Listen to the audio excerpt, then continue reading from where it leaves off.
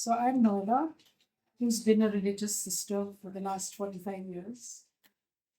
I would like to share my experiences of my interreligious thought, my interreligious mission. So basically, in the 80s, when I was a very young sister, we were very much with Gutierrez, the liberation apologist of South America. And he talked a lot about infatuation and insertion, and that were the buzzwords of the 80s as far as mission was concerned. And I was very influential. Because it meant going to villages, it meant inserting ourselves into different cultures. And I think for the young religious, it is a bit daunting and challenging.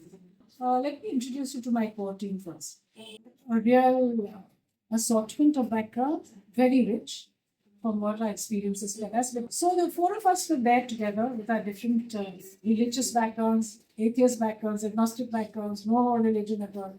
What attracted us was the common task of educating the most underprivileged children of home. And for me, that spirituality of coming together to work for the children was something where we had to leave our own spiritualities or religions or no religions behind, because this attracted and bound us together and still binds us together. There are six values really that which we have put to use. These values would be equality for all human beings and respect for all, sensitivity towards beliefs and cultures and ways of life which are different from ours, celebrating the diversity that exists in nature and in culture, understanding the interdependence of all living beings, concern for the environment. The last would be respect for work and dignity of all living. As you can see, they are very crystal. They underline quite a few things that we hear from Francis in the Catholic Church, but these are also universal. So we can't claim them to be Christian at all. For instance, the Church says there are certain rights for the human person: call to family and community, rights and responsible, option for the poor and vulnerable, dignity of work, solidarity, care for God's creation. They're definitely very deal with subjects that the syllabus doesn't touch. For instance, we deal with the curse that cast us for the last 3,000 years, and what are you going to do about it?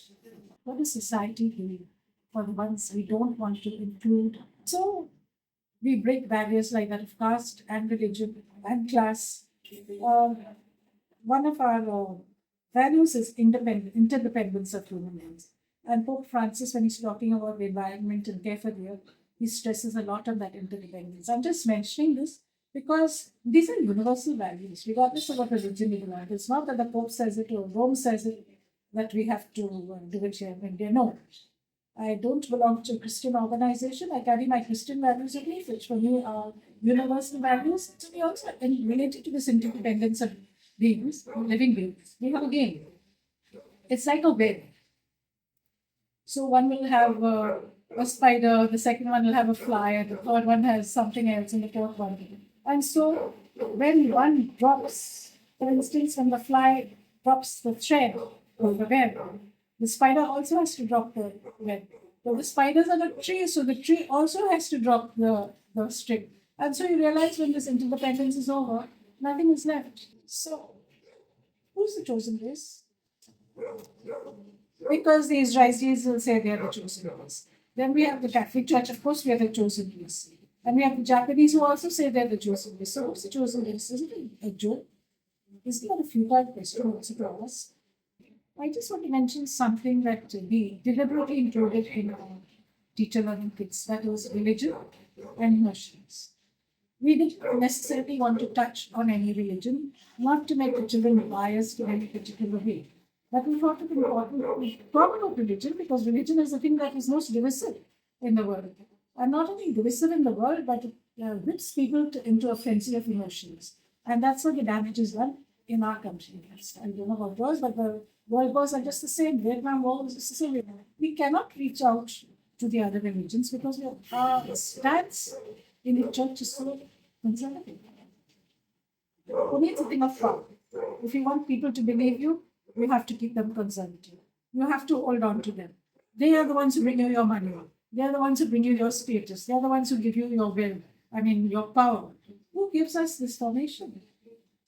It's the clergyman, the patriarchal hierarchy. So it's a two-way traffic, really. I go as Catholic with my values to my secular audit, where I share that in a universal framework. And I also bring back social political values, which is very important because sometimes we religious tend to live in our own little ghettos of our economies. So I think it's been a very enriching interchange, a very enriching dialogue, which I hope will deepen in the future. And if you have any suggestions, please let us know.